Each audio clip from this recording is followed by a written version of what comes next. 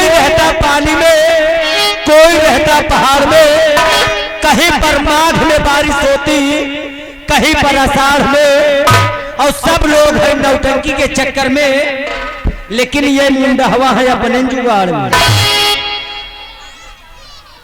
एक बात और कहा गया है, आज कुछ नई नई चीजें आप लोग सुनिएगा। आप लोग बैठ जाए, देखिए माननीय कोडेदार साहब, आप लोगों को जैसा सूचित कर रहे हैं वैसा आप लोग करें। मतलब कुर्सी थोड़ा आप लोग पीछे कर ले तो नीचे बैठने वाले लोग बैठ जाए। बिटिया कुर्सी तू पीछे कर लिया, हाँ कुर्सी पीछे कर लिया, बैठ जा यार, अब ना बैठ पो गया तो कभी बैठ गया, पिछवा वाले अगवा जा।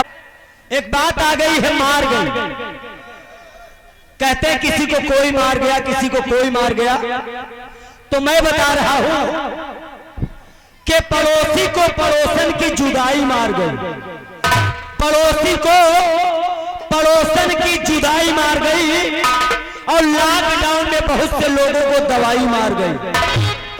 पड़ोसी को पड़ोसन की जुदाई मार गई, और लॉकडाउन में बहुत से लोगों को दवाई मार गई। धान गेहूं वाले किसानों का बर्दा उगाई मार गई, और सब कायों से जो बचा तो का यह महंगाई मार गई, मार गई।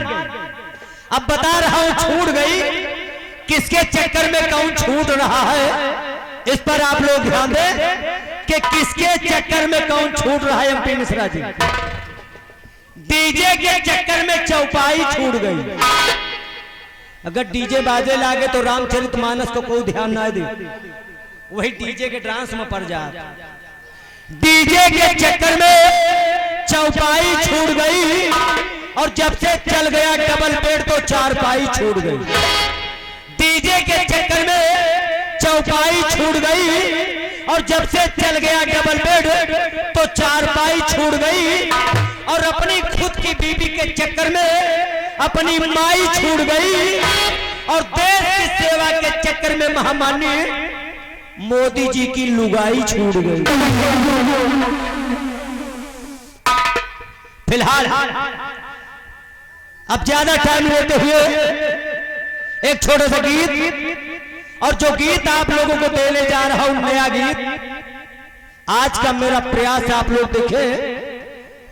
और गीत के अंदर जो लाइन मिलेगी हंसी मजाक की बात तो नहीं है, लेकिन हकीकत की लाइन मिलेगी।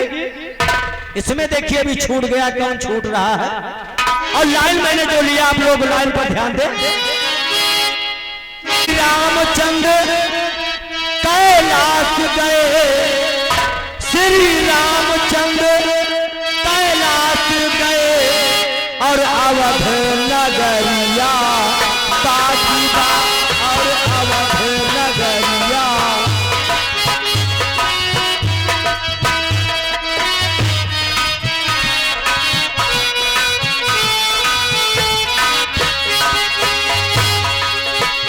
श्री रामचंद्र कैलाश गए, और अवध नगरिया बाकी बा।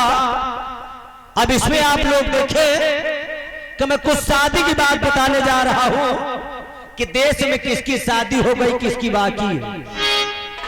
द्वापर, त्रेता, कलयुग, तीनों युग में आप लोग सुनिए कि दुनिया में ये इतनी नदियां हैं, लगभग सब ही के शादी हो गई।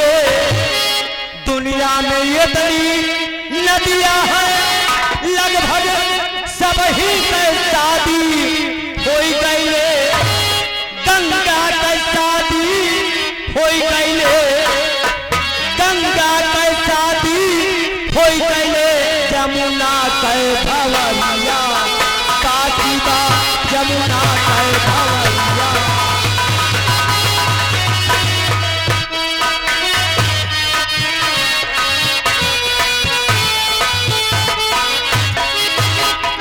त्रेता में बड़े बड़े वीर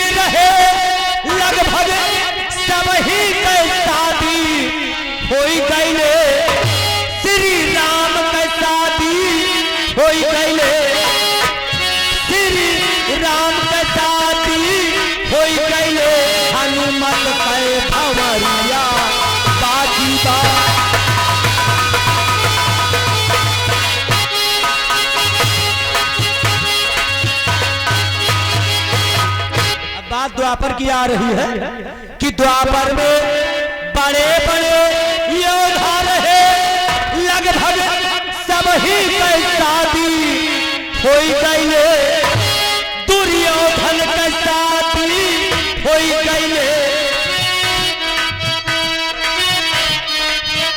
दुर्योधन के शादी होई गईले, भीष्म के भंवरिया बाकी बा।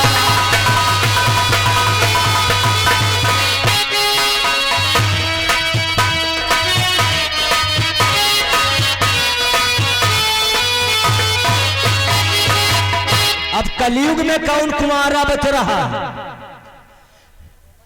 कि हिंदुस्तान में जितने राष्ट्रपति हुए लगभग सब ही की शादी होई गईले, हिंदुस्तान में जितने राष्ट्रपति रहे सब ही की शादी होई गईले, राजेंद्र की शादी होई गईले, राजेंद्र प्रसाद हिंदुस्तान के प्रथम राष्ट्रपति, हिंदुस्तान के प्रथम राष्ट्रपति राजेंद्र प्रसाद। और कुंवारा कौन बचा? कुछ लोग समझ रहे होंगे कुंवारे कौन है। अब वो है जो पति नहीं बने लेकिन राष्ट्रपति बने। राजेंद्र के शादी होई गईले, अब्दुल के भंवरिया बाकी बा।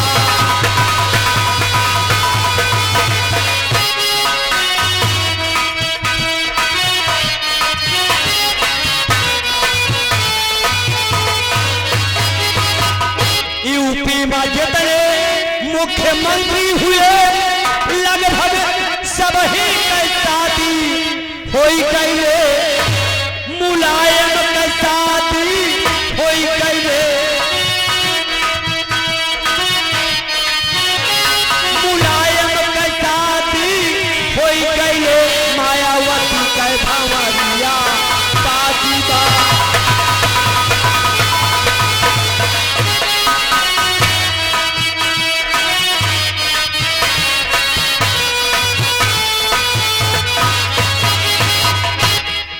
तो ये लोग और हैं लेकिन इतने दिग्गज मने हैं कि उनके नाव ले हमारा शरीर कांपत। कहा दुई मनई और है लेकिन इतने दिग्गज मनई हैं, उनके खिलाफ बड़े बड़े मनई बात नहीं कह पाते तो हम तो बड़ा छोटवा।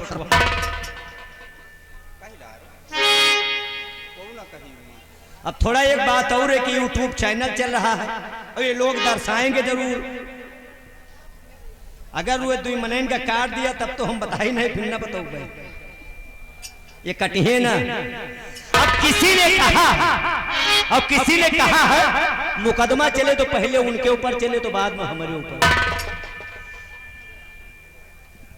कि हिंदुस्तान में बड़े बड़े नेता रहे लगभग सब ही की शादी होई गईले, अरे मोदी की शादी होई गईले,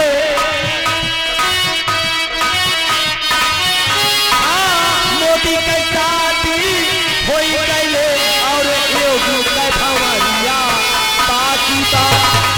बिहारी लाल, बिहारी लाल